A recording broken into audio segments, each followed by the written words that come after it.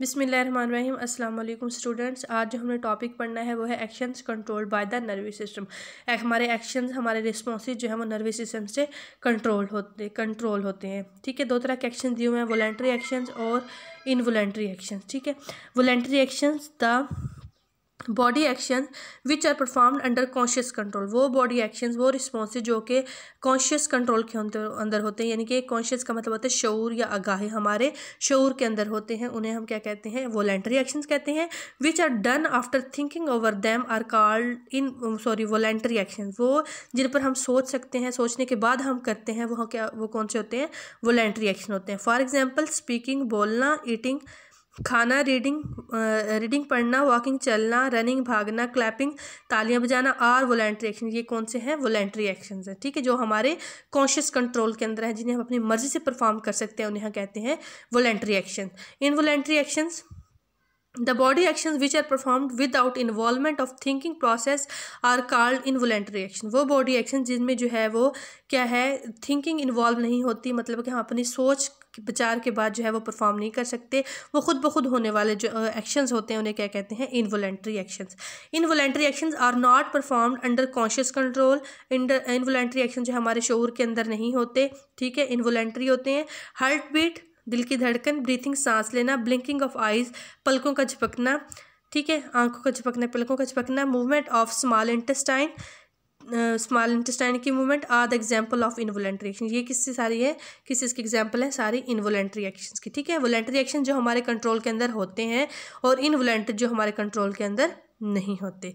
Next है reflex action. Reflex action हमने पीछे भी पढ़ा था, जब हमने स्पाइनल कॉर्ड का पढ़ा था तो हमने कहा था कि स्पाइनल कॉर्ड जो है वो रिफ्लेक्स एक्शन को कंट्रोल करता है। तो रिफ्लेक्स एक्शन का मैंने बताया था कि जो है इमीडिएट और इनवॉलेंट्री, फौरी तौर पर होने वाला, ठीक है, जो हमारे कॉन्शियस के अंदर नहीं होगा, वो फौरी तौर पर होने वाला जो रिस्पॉन्स होगा, जो एक्शन होगा, उसे हम क्या कहते हैं, रिफ्लेक्स एक्शन। आज उसे डिटेल से पढ़ेंगे।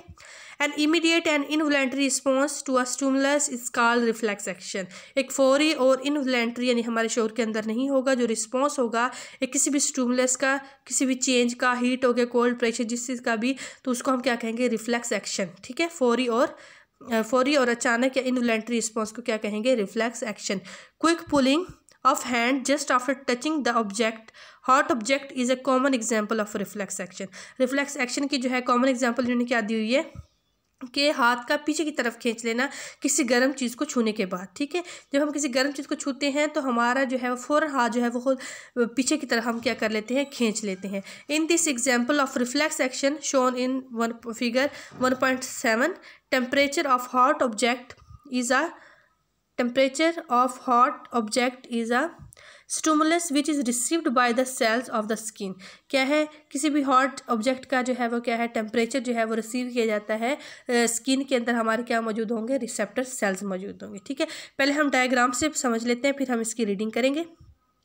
ये आपको डायग्राम के अंदर जो है वो ये एक जो है हाथ जो है वो टच कर रहा है किसी भी हॉट ऑब्जेक्ट को। ठीक है, हॉट ऑब्जेक्ट को जब टच करेगा ये क्या है, रिसेप्टर है। ठीक है, हमारी स्किन जो है वो सेंस ऑर्गन है, इसके अंदर क्या मौजूद होंगे, रिसेप्टर सेल्स मौजूद होंगे। ठीक है, तो इसने क्या किया, ये रिसीव किया मैसेज। तो हमने पढ़ा था कि हमारे जो रिसेप्टर्स के अंदर जो है वो क्या मौजूद होंगे, सेंसरी न्यूरॉन मौजूद होंगे। तो इसने जो है वो नर्व इम्पल्स, ठीक है, स्टिमुलस था हॉट ऑब्जेक्ट, उसने स्टिमुलस ने, रिसेप्टर ने जो है वो उसको क्या डिटेक्ट किया, फिर मैसेज रिसीव किया किसने, रिसेप्टर सेल्स ने, और फिर उन्होंने मैसेज किधर भेजा, ये ग्रीन कलर के आपको जो है वो न्यूरॉन नज़र आ रही है बाजू के अंदर, वो कौन सी है, सेंसरी है, इसने सेंस किया और ये लेके जा रही है कहाँ, किसकी तरफ, इंटर न्यूरॉन की तरफ, स्पाइनल कॉर्ड की तरफ। ठीक है, इंटर न्यूरॉन ये रेड कलर की आपको नज़र आ रही है। ठीक है, तो इंटर न्यूरॉन की तरफ लेके गई, फिर उसके बाद क्या हुआ, प्रोसेसिंग हुई, प्रोसेसिंग के बाद ये आपको फिर ब्लू कलर की जो है ये वाली, ये आपको क्या नज़र आ रही है, ये क्या है, मोटर न्यूरॉन है। तो फिर इंटर न्यूरॉन ने किसको मैसेज दिया, मोटर न्यूरॉन को, और मोटर न्यूरॉन कहाँ आ रही है, ये देखें मसल्स की तरफ, ये ब्लू वाली कहाँ आ रही है, मसल्स की तरफ। तो मोटर न्यूरॉन कहाँ मौजूद होती है, अफेक्टर में। अब हमारा मसल जो है वो क्या है, अफेक्टर है, इसने रिस्पॉन्स शो कराना है। ठीक है, अब मैसेज कहाँ आ गया, तो जब ये क्या हुआ, जब मोटर न्यूरॉन से मसल्स की तरफ मैसेज आया तो मसल्स ने क्या किया, वो कॉन्ट्रैक्ट हो गया और हाथ जो है वो पीछे की तरफ खींच लिया गया। ठीक है, तो मैसेज हमने जो रिसीव किया, तो मैसेज किसने रिसीव किया, रिसेप्टर ने रिसीव किया, जो सेल स्किन सेल्स के अंदर मौजूद होते हैं। वहाँ से मैसेज कहाँ गया, सेंसरी न्यूरॉन। सेंसरी न्यूरॉन से क्या कहाँ गया, इंटर न्यूरॉन। इंटर न्यूरॉन से फिर यानी कि स्पाइनल कॉर्ड के अंदर जो इंटर न्यूरॉन मौजूद थी उसके अंदर, फिर वहाँ से आया मोटर न्यूरॉन। मोटर न्यूरॉन कहाँ थी लेके आई मैसेज को मसल्स की तरफ, और मसल्स ने जो है हाथ को पीछे की तरफ खींच लिया। ठीक है, तो इसकी रीडिंग करते हैं। A nerve impulse is created in the sensory neuron present in the skin. तो नर्व इम्पल्स जो है वो पैदा हुई सेंसरी न्यूरॉन को जहाँ कहाँ मौजूद थी, स्किन के अंदर मौजूद थी। The nerve impulse is carried by the sensory neuron to the spinal cord. तो नर्व इम्पल्स जो है वो सेंसरी न्यूरॉन से कहाँ गई, स्पाइनल कॉर्ड में गई, इंटर न्यूरॉन में। ठीक है, स्पाइनल कॉर्ड के अंदर क्या मौजूद है, interneuron. The interneuron of the spinal cord transmit the impulses to the motor neuron. तो इंटर न्यूरॉन ने क्या किया, उस इम्पल्स को, उस मैसेज को कहाँ लेके भेजा, मोटर न्यूरॉन की तरफ। The motor neuron carries the impulse to the arm muscle. ठीक है, तो मोटर न्यूरॉन कहाँ लेके गया, मसल्स को मैसेज को आर्म मसल के पास लेके गया, यानी हमारे अफेक्टर के पास लेके गया जिसने रिस्पॉन्स शो कराना था।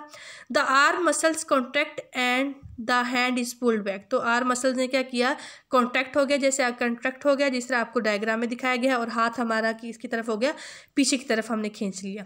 The pathway of the nerve impulse which complete a reflex action is called reflex arc. तो उसको एक वो रास्ता जो क्या करता है, एक रिफ्लेक्स एक्शन को कंप्लीट करता है, उस रास्ते को हम क्या कहते हैं, रिफ्लेक्स आर्क कहते हैं। ठीक है, जिस तरह ये वाला रास्ता कहाँ स्टार्ट हुआ था, यहाँ से स्टार्ट हुआ, ये आया और फिर ये वापस इधर आया, तो इसको हम क्या कहेंगे, रिफ्लेक्स आर्क कहेंगे। ठीक है, इट कंसिस्ट ऑफ रिसेप्टर, किस क्या क्या चीज़ें इसमें मौजूद थी, इसमें रिसेप्टर मौजूद था, सेंसरी न्यूरॉन मौजूद था, एंड इंटर न्यूरॉन, ये इंटर न्यूरॉन मौजूद था, एंड मोटर न्यूरॉन, ये ब्लू कलर की जो मोटर न्यूरॉन है इसमें ये इन्वॉल्व था इसमें, और उसके बाद अफेक्टर जिसने रिस्पॉन्स शो कराया, ये सारा जो है वो रिफ्लेक्स आर्क के अंदर मौजूद होता है। ये था हमारा रिफ्लेक्स एक्शन। ठीक है, रिफ्लेक्स एक्शन क्या होता है कि कोई भी इमीडिएट फौरी तौर पर होने वाले अमल को रिफ्लेक्स एक्शन कहते हैं। ठीक है, इसमें क्या क्या चीज़ें हमारी जो है हमारे स्किन रिसेप्टर सेल्स रिसीव करेंगे मैसेज, वो देंगे सेंसरी न्यूरॉन को, सेंसरी न्यूरॉन लेके जाएंगे स्पाइनल कॉर्ड में इंटर न्यूरॉन है, इंटर न्यूरॉन देंगे मोटर न्यूरॉन को, मोटर न्यूरॉन कहाँ लेके जाएंगे, हमारे मसल्स की तरफ, हमारे अफेक्टर की तरफ, और अफेक्टर जो है वो क्या करेंगे, जो है वो रिस्पॉन्स शो करेंगे। ठीक है, और इस रास्ते को, ठीक है, रिसेप्टर से लेके अफेक्टर तक का जो रास्ता है इम्पल्स का पहुंचने का, उसको हम क्या कहते हैं, रिफ्लेक्स आर्क कहते हैं। ठीक है, ये आप लोगों ने अच्छी तरह तैयार करना है। तो नेक्स्ट लेक्चर टॉपिक जो है वो नेक्स्ट लेक्चर में पढ़ेंगे।